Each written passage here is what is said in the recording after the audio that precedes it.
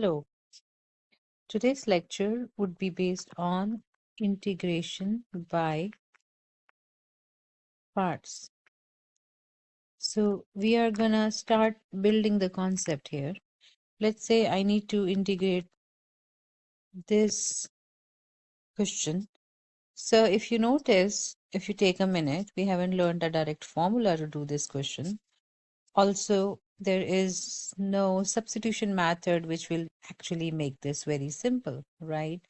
So we're going to have to learn a method which is called integration by method. I'm going to build that method on the side and then show you how to use that. Okay. Um, let's see, we have product of two functions. Forget about the question for a minute. Let's see, we have two functions. If I want to differentiate the product of two functions, that would be first function's derivative, second function as is, plus first function as is times derivative of the second function. Okay, this is your basic rule called product rule, which you have learned before in the derivatives. Now you have this equation. I want you to integrate both sides, okay, with respect to x. What will you get?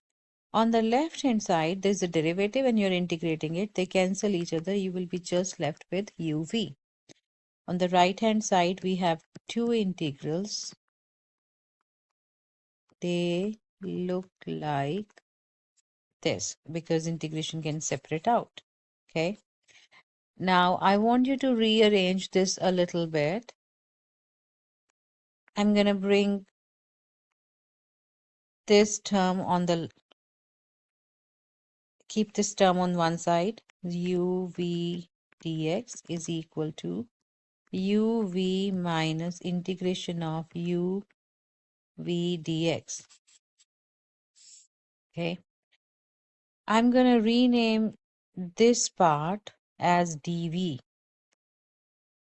and I'm going to rename u dx part du. Let's write it one more time. So this is really important. This looks like u dv is equal to uv minus v, and the remaining two things together make du.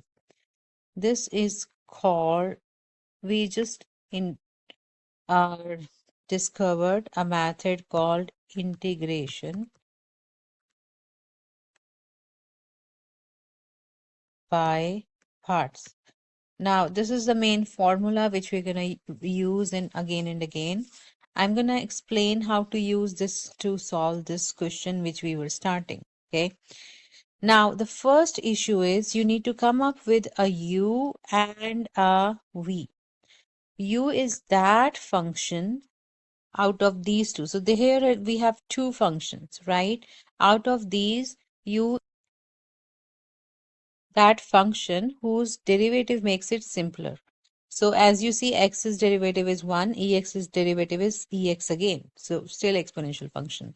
So I'm going to assume for now, let's say u is x. If I differentiate it, du will be just 1 because x's derivative is and dx. Okay. And v dv is this whole part, the remaining part, I'm going to name it as dv. That is ex dx.